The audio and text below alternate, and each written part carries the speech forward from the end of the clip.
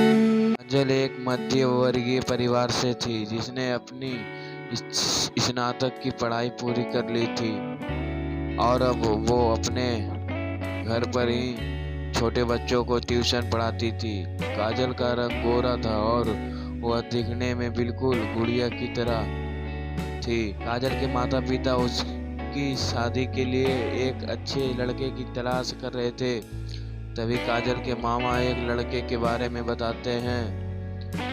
वो कहते हैं कि लड़का का नाम राहुल है, वह किसी कंपनी में मैनेजर के पद पर है और महीने का 70,000 कमाता है। काजल के माता पिता ने लड़के की फोटो देखी तो उन्हें लड़का पसंद आ गया।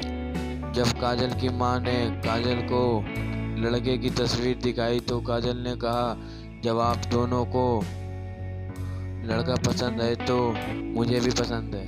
अब लड़का और लड़की वालों के परिवार ने मिलकर शादी की तारीख तय कर दी। काजल के माता पिता बहुत खुश थे कि उनकी बेटी की शादी एक अच्छे घर में हो रही है। पूरे धूमधाम से काजल की शादी हो गई। अब काजल अपने बचपन के घर को छोड़कर एक नए घर चली गई। कुछ दिन तो काजल को अपने माता पिता और अपने घर की बहुत याद आई। काजल की शादी के अब 1 महीने बीत गए थे। अब उसके पति राहुल पहले जैसा व्यवहार काजल के साथ करता था। काजल से वो चिड़चिड़ा सा रहता था। राहुल अब ना पहले जैसा काजल को प्यार करता और ना ही उसके बातों को मानता। काजल को समझ नहीं आ रहा था कि वो क्या करे। वो बस रोकर अपने दर्द को कम करने की कोशिश करती थी। एक दिन काजल को पता चला कि राहुल सिगरेट पीने के बहाने छत पे जाता और किसी लड़की से बात करता है। जब काजल ने राहुल से पूछा कि आप रोजाना छत पे जाकर किससे बात करते हैं, तो इस पे राहुल ने जवाब दिया कि वो मेरे ऑफिस का फ्रेंड है, बस उसी से बात करता हूँ और तुम अपने काम से मतलब रखो, ज़्यादा सीआईडी बनने की ज़रूरत नहीं है। होली का दिन था। राहुल के कुछ दोस्त उसके घर आए थे। सभी ने घर पर पार्टी किया।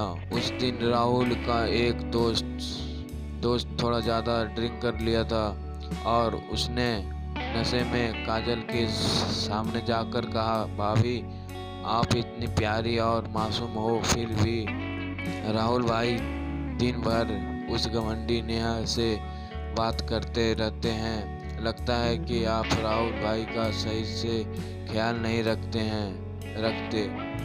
ये सुनकर काजल का शक अब हकीकत बन चुका था। अगली सुबह जब काजल ने राहुल से पूछा कि ये नेहा कौन है और क्या लगती है आपकी? राहुल, मैं तुम्हें क्यों बताऊं? काजल, मैं बीवी हूँ आपकी। राहुल, देखो तुमसे पहले वो मेरी लाइफ में आई। काजल, फिर मुझसे शादी क्यों किया? राहुल, बस तुम अच्छी लगी इसलिए शादी कर लिया। काजल, अब तुम देखना मैं उस कमीनी लड़की को कैसे सबक सिखाता हूँ। नेहा को कब काजल ने कमीनी कहा तो राहुल ने गुस्से में काजल को बहुत मारा और उसे कमरे में बंद कर दिया। काजल के सास को सब पता था, फिर भी वह अपने बेटे के सामने एक शब्द भी नहीं बोलती थी। शाम को जब राहुल आया तब उसने रूम का दरवाज़ा खोला। उस दिन काजल की तबीयत खराब हो गई, फिर भी उसी हालत में उसने खाना बनाया। काजल ये सारी बातें अपनी माँ को बताना चाहती थी, लेकिन चाहकर भी वह नहीं बता पा रही थी, क्योंकि वह जानती थी कि अगर उसके माता पिता को ये सब पता चलेगा तो वह परेशान हो जाएंगे। राहुल अब काजल के साथ नौकरानी जैसा व्यवहार करने लगा। छोटी छोटी बातों पे उसे मारता। काजल अब धीरे धीरे डिप्रेशन का शिकार होने लगी। उसके दिमाग में गलत गलत ख्याल आने लगे। अब ना वो समय पे खाना खाती और ना ही किसी से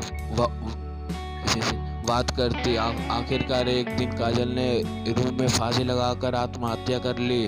काजल ने आत्महत्या का कारण किसी को नहीं बताया, लेकिन उसके सास को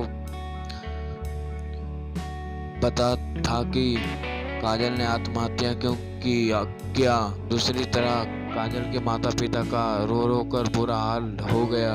काजल की मां ने पुलिस को आत्महत्या कारण उसके ससुराल वालों को बताया। पुलिस राहुल और उसके माता पिता को ले गए, लेकिन पैसों के दम पर कुछ ही दिनों में राहुल और उसके माता पिता जेल से छूट गए। जीवन में अक्सर अच्छा दिखने वाला इंसान अच्छा नहीं होता, उसके अंदर कहीं ना कहीं बुराई छिपी होती है और वही बुराई किसी की जिंदगी को बर्बाद कर देती है। कुछ ऐसा ही काजल के साथ हुआ दोस्तों।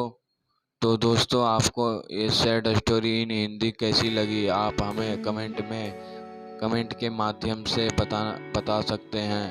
अगर आपको ये दर्द भरी स्टोरी पसंद आई हो तो इसे अपने दोस्तों के साथ